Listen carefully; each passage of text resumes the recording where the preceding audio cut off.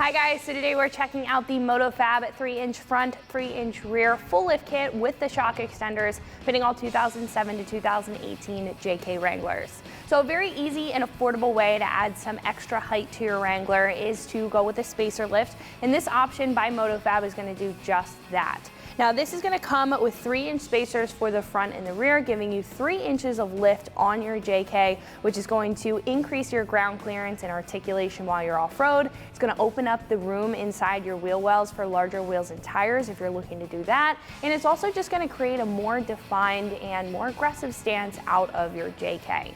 Now this kit is specifically for the JK owner who is looking to keep it on a budget. They're looking for a very bare bones kit and don't want to go full out with a full lift kit. Now this is going to include those 3-inch spacers for your coil springs, and what I also particularly like to see out of a lift kit like this, especially a 3-inch spacer lift, is accommodation for that lift. So you are getting shock extenders for this to make sure that you are utilizing the travel of your shock correctly, so you're not damaging it over the long run by fully extending it. And this is also going to come with brake line brackets, which I do like to see as well. Make sure that your brake lines are in good condition.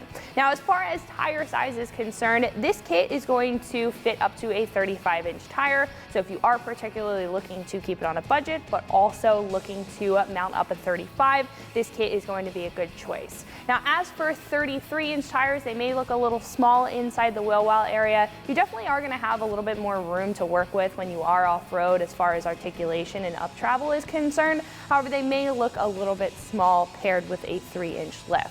Now as for 37s, I would not necessarily recommend it. You may be able to mount them up. They may look pretty good mounted up inside the wheel well, considering that they're going to fill it out really well, but you're not going to have a lot of room. You are going to have rubbing, and you may have contact with your fender if you are looking to do some articulation off-road. So overall, I would recommend a 35. It's going to look the best, but you can mount up a 33 as well. Now, as far as pricing is concerned, like I mentioned before, this is going to be incredibly affordable, especially for a 3-inch lift kit, which I would like to call out. This is going to come in at roughly $150. Now, the reason why this is so inexpensive is because it's a pretty bare bones kit, and it is a spacer lift. Usually spacer lifts are a little bit less expensive because they don't necessarily have a lot of components that are going to up that price point.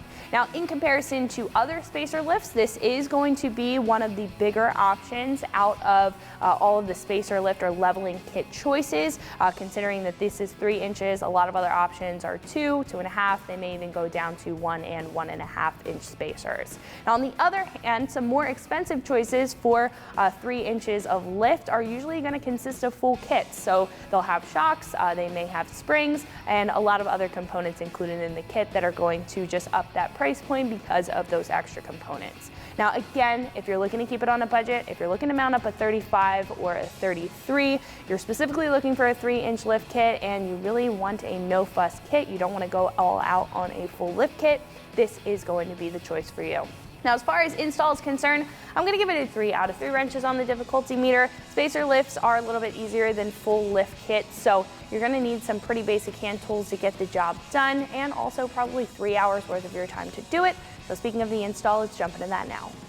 The tools that I used for this install were an electric and pneumatic impact wrench, a flathead screwdriver, a pry bar, a dead blow, 10-inch extension, a 19, 18, 13, and 11 millimeter open-ended wrench, a ratchet, a 5-inch extension, a 16 and 18 millimeter swivel socket, and a socket set ranging from 21 to 10 millimeter.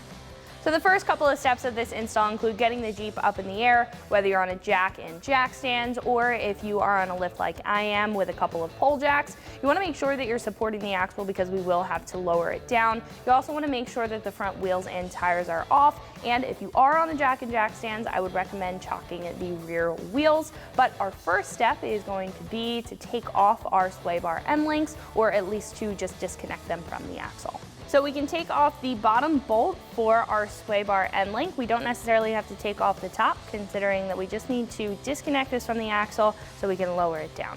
So I'm going to take an 18 millimeter swivel socket on the passenger side, and then I'm going to take an 18 millimeter wrench and we can take that off.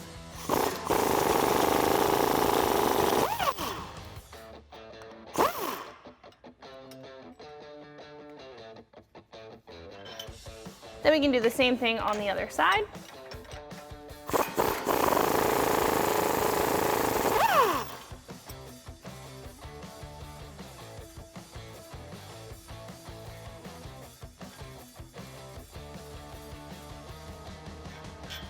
Next, we can disconnect our front track bar using a 21mm socket. It's going to be a flag nut on the back. That is going to shift the axle a little bit, but it's going to allow us to drop our axle. Next, we can remove our lower shock bolt using an 18mm socket and wrench.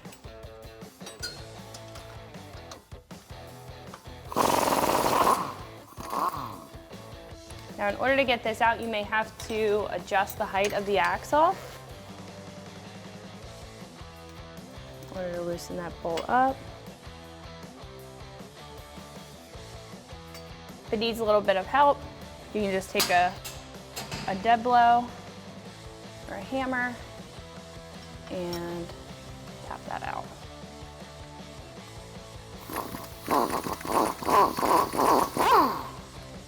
Now, the other thing that we want to make sure to do while we're over on this side is disconnect our brake line bracket. We have one up at the top on the frame and one down on the spring perch. I'm going to use a 10mm socket for both of those, but I'm also going to use my impact wrench for this top one. I'm going to make sure to save these. So what we can do at this point is kind of just wiggle our shock out at the bottom there, and then just pull out our brake line bracket. This is just going to give it enough slack so when we drop our axle, we're not damaging this brake line, because we definitely don't want to do that. If this does get damaged in the process, you will need to replace them. So once we are finished with the brake line and the shock over on this side, we can do the same thing on the other side, and then we can start lowering our axle. At this point, what we can do is start lowering down our axle so we can take out our springs. So I'm just going to lower my pull jacks here. And we just want to make sure that it's even. We're keeping an eye on our brake lines, even though they are disconnected at the bracket. You also want to keep an eye on the breather hose on the differential. I usually just like to pop that off. There's no clip or anything. It's just a tube that you can just pull back. And then we can just lower this down.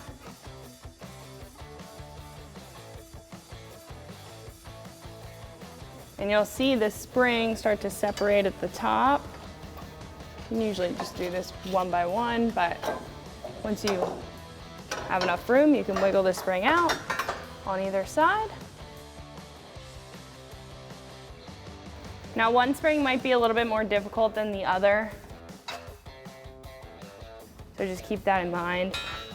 It's usually the driver's side. But you can even kind of rotate the spring. Move the sway bar if you need to.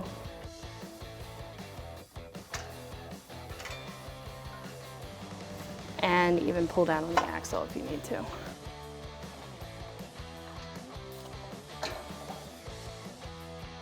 So last but not least, once we have the springs out, we're just going to take out this isolator as well.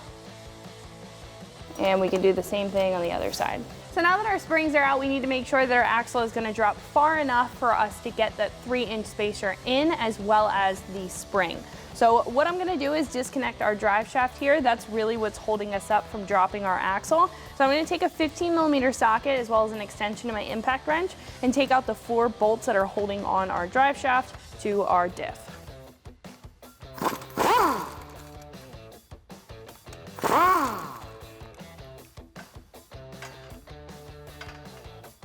So right now the drive shaft's sitting on the exhaust.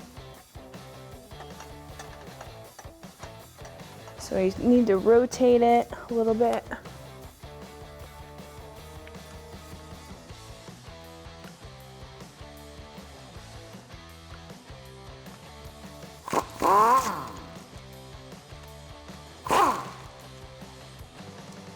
Then we can disconnect the drive shaft from the flange. Just gonna take a dead blow.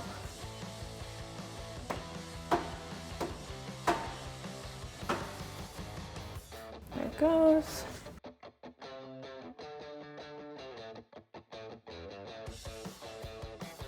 At this point, it's disconnected, and what we can do is just continue to drop our axle down.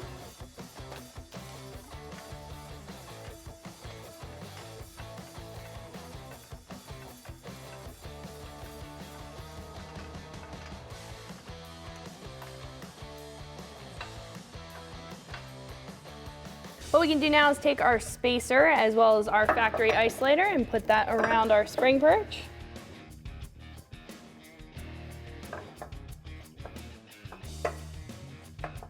We can do the same thing on the other side, and then we can pop in our spring.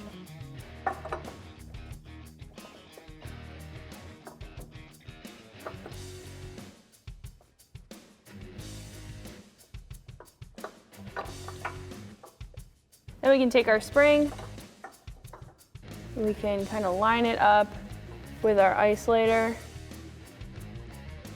where the pigtail sits, and we can pop it over our axle. If you have to drop it a little bit lower, definitely do so. We're gonna have to spin it to get the spring to sit in the bottom of the spring perch correctly in that little pigtail there. We can do the same thing on the other side.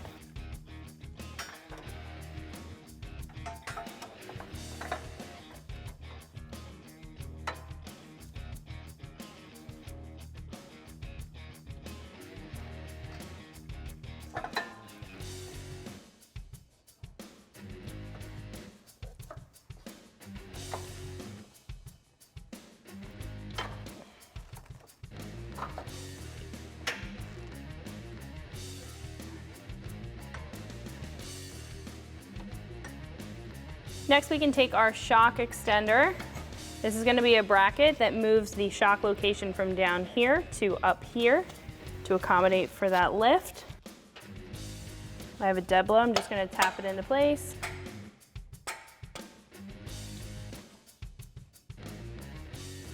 Now there's going to be a hole on the underside of this bracket. I'm going to have hardware for that. It's going to be a bolt, 2 washers, and a nylon lock nut.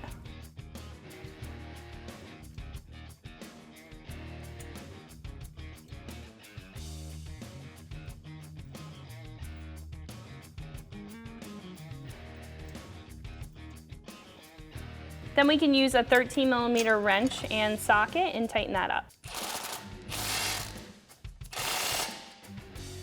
Then we can take our provided sleeve and our provided bolt and put that through the factory mounting location.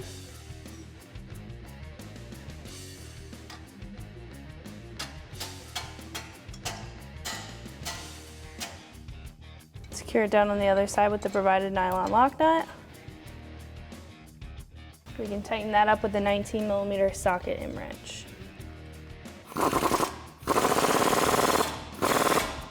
Now before we reconnect our shock, we do want to reconnect our brake line brackets just because we won't be able to fit this in with our shock bracket right here. So you want to raise the axle up enough to where you can fit this back into place.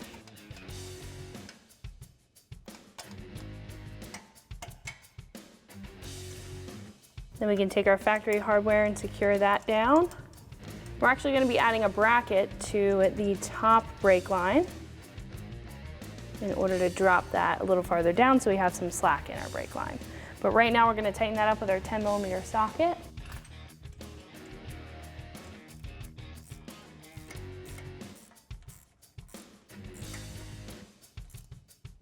Then we can grab our bracket for our upper brake line bracket. So for the mount on our frame, I'm going to be using the factory bolt.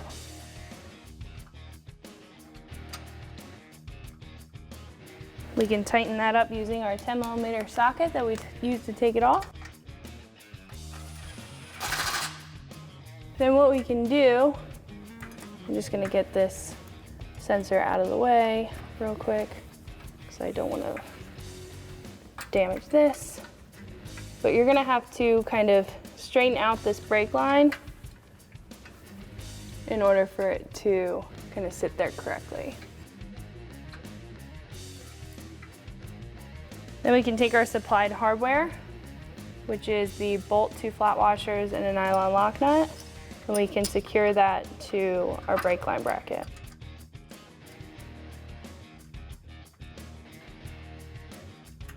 And then using an 11mm socket and an 11mm wrench, we can tighten that up.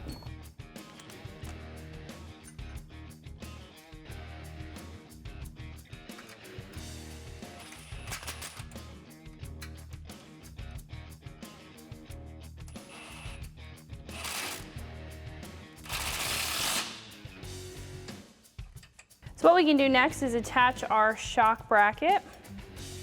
Now there's going to be a mounting location here, a mounting location on the bottom, and a mounting location on the top. Now the top is going to be where our shock is going to sit. This is the factory mounting location, so we're going to put a shock and a sleeve, or a bolt and a sleeve in here, and then there's an extra bolt that we're going to bolt down at the bottom to make sure that the bracket stays in place. So you may need a dead blow or a hammer in order to get this set in place.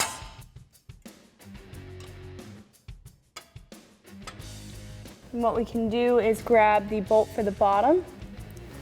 It's going to be 2 flat washers, a bolt and a nut. We can send that through the bracket.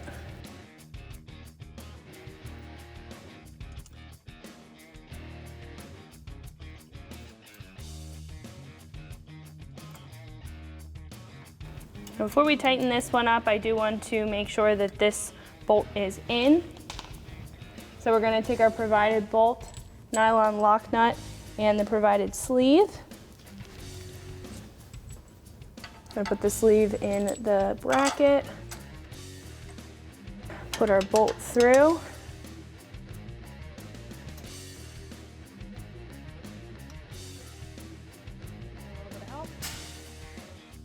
And then we can take our nylon lock nut and secure that down. We can line up our factory shock, take our factory bolt, and put that through. And secure it down with the factory nut.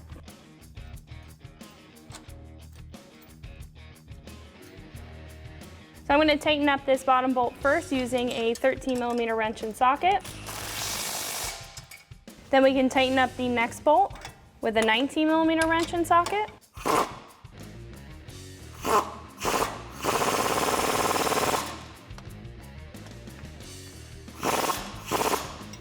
And we can do the same for the top bolt with an 18mm wrench and socket.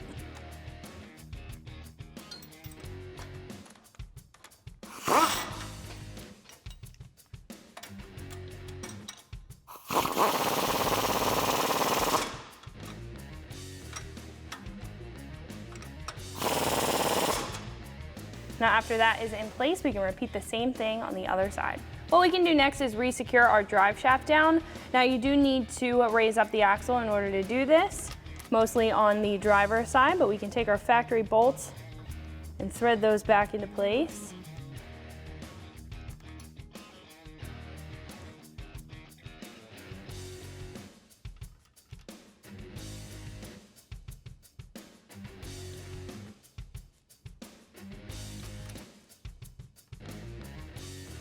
Then we can take our 15mm socket and our extension and tighten those up.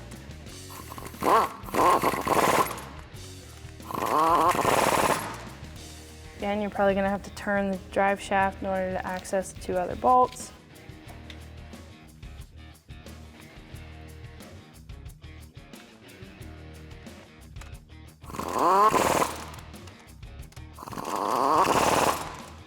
So the last 2 things that we have to do up front is reconnect our sway bar end links as well as our track bar. Now we need to do that while the Jeep is on the ground on its own weight, so we're going to save that for the end, and we're going to head to the back and start our install there. So now that we're wrapped up in the front, the last thing that we have to do up there is reconnect our front track bar. Now we have to do that with the tires on and the Jeep on its own weight, so we'll save that for last. So now we can get started in the rear. Now our first step is going to be to take off our bottom shock bolts. So I'm going to use an 18mm socket and wrench to disconnect this bottom shock bolt.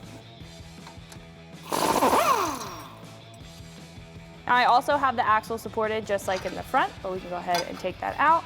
And this is going to give us access to that lower sway bar bolt. You might need a small pry bar just to get it out of the mount here.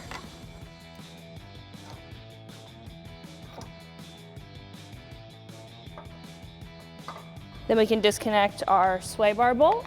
Now we can take out the bottom sway bar bolt using an 18mm socket and wrench.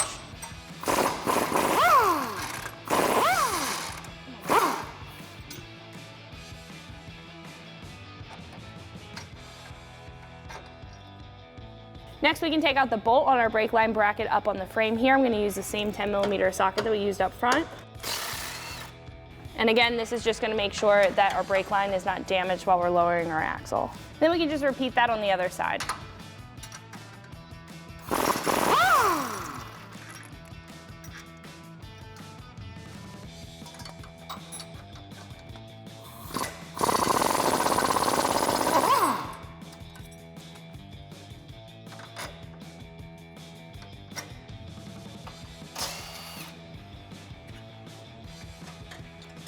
Next, we can disconnect our rear track bar using a 21mm socket.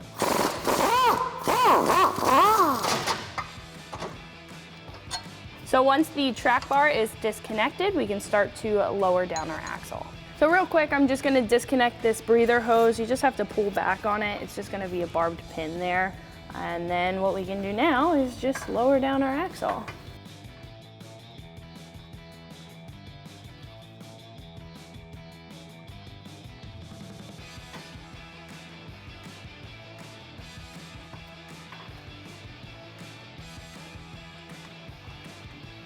The axle is low enough, we can just pop out our spring.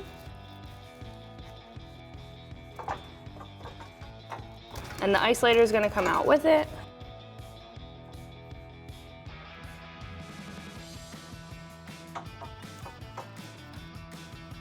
So in order to drop our axle low enough to pop in our spacer and our spring, we need to disconnect this bracket here. There's going to be two 10mm nuts here that we need to remove in order to drop our emergency brake. So I'm going to take a 10mm socket and we can just remove those.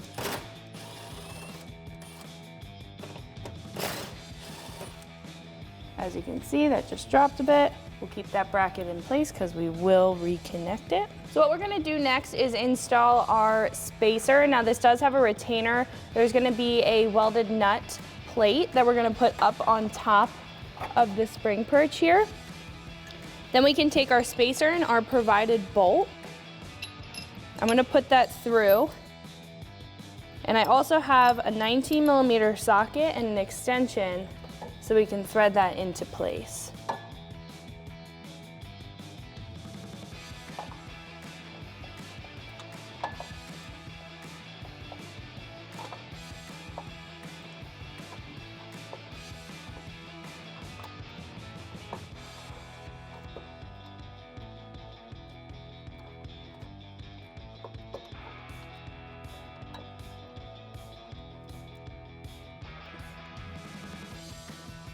Then what we can do is take a 19mm socket and we can tighten that up. Then we can repeat that on the other side.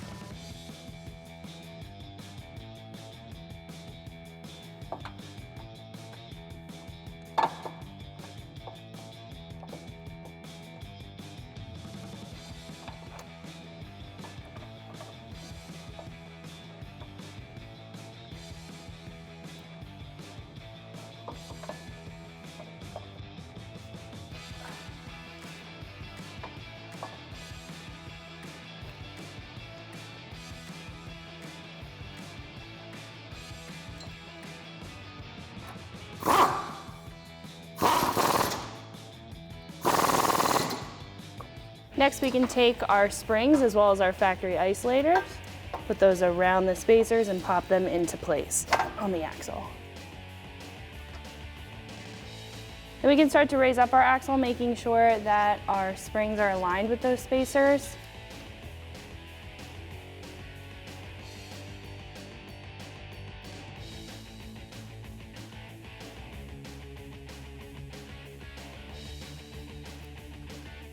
So what we need to do next is install our shock extension brackets. Now these ones are actually going to go up at the top, unlike the ones at the front that were at the bottom. So I'm gonna remove the 2 bolts that are holding in the top of our shock with a 16mm swivel socket and an extension.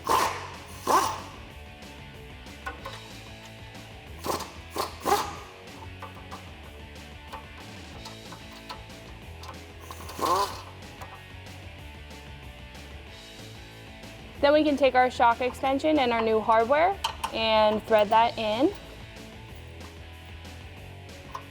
I'm gonna thread in one side. We'll hook in one side of our shock.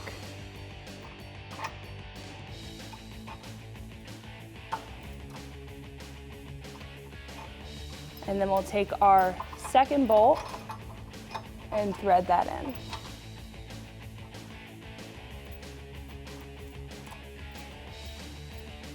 Now what we can do is take that same extension, but instead of a 16mm swivel socket, we can take an 18mm swivel socket and we can tighten those up.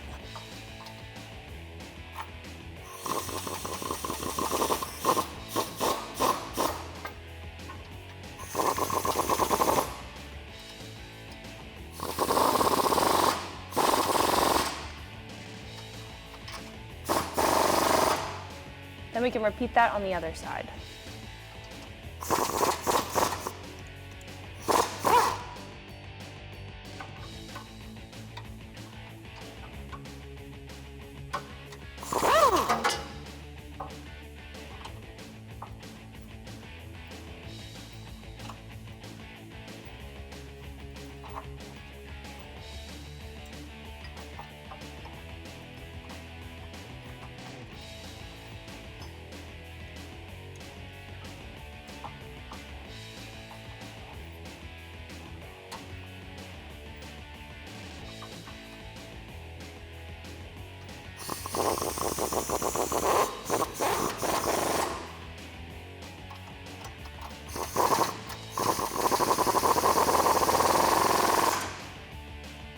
While we're over here, we can also do our brake line drop bracket.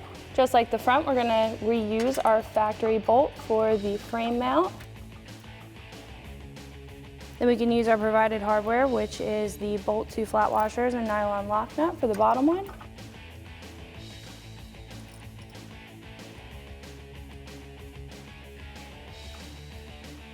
Tighten up the top one with a 10mm socket. Then we can tighten up the bottom one with an 11mm socket and an 11mm wrench.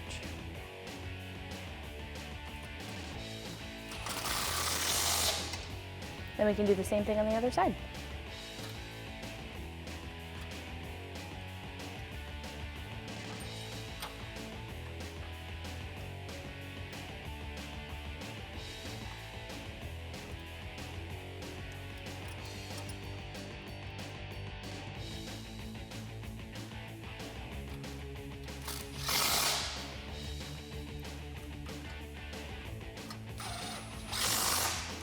Next, we can reattach our sway bar end links using the factory hardware.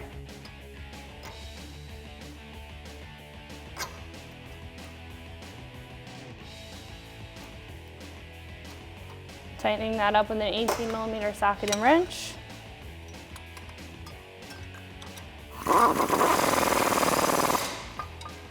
And we can do the same thing on the other side.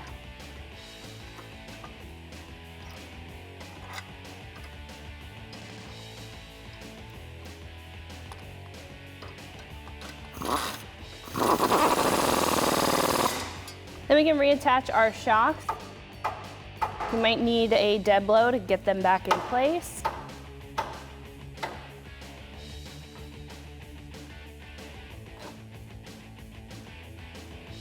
Next, we can reattach our shock using our factory hardware.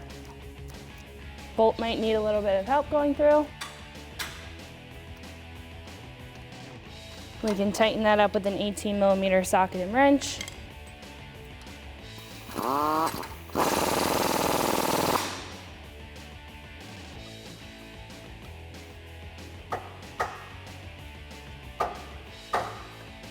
I'm just using a flathead to kind of compress the shock and move it in the right direction so we can get the bolt through.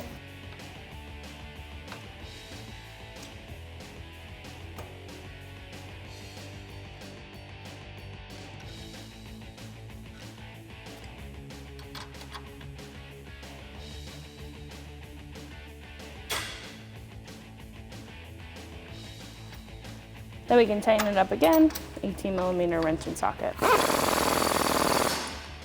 Then we can reattach our parking brake with the factory hardware.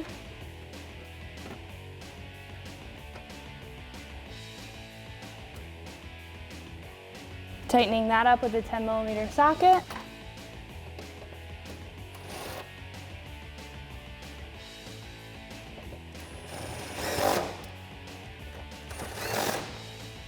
So at this point, our last step is to reconnect our rear track bar, but we have to do that on the ground while the Jeep is on its own weight.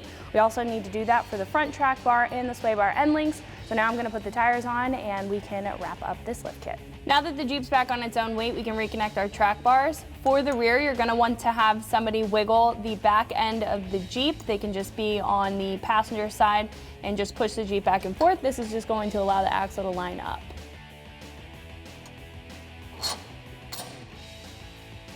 Then once that bolt is through, we can take the flag nut and secure it to the other side, and then tighten that up with the 21mm socket.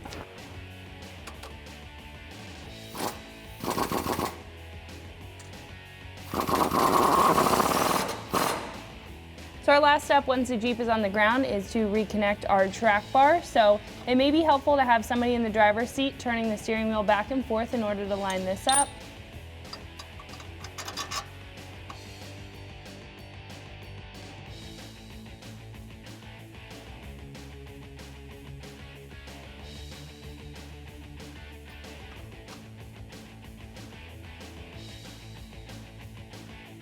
Once you have the bolt in and the flag nut installed on the back, we can tighten it up with a 21mm socket. I also recommend a extension just to clear the drag link here.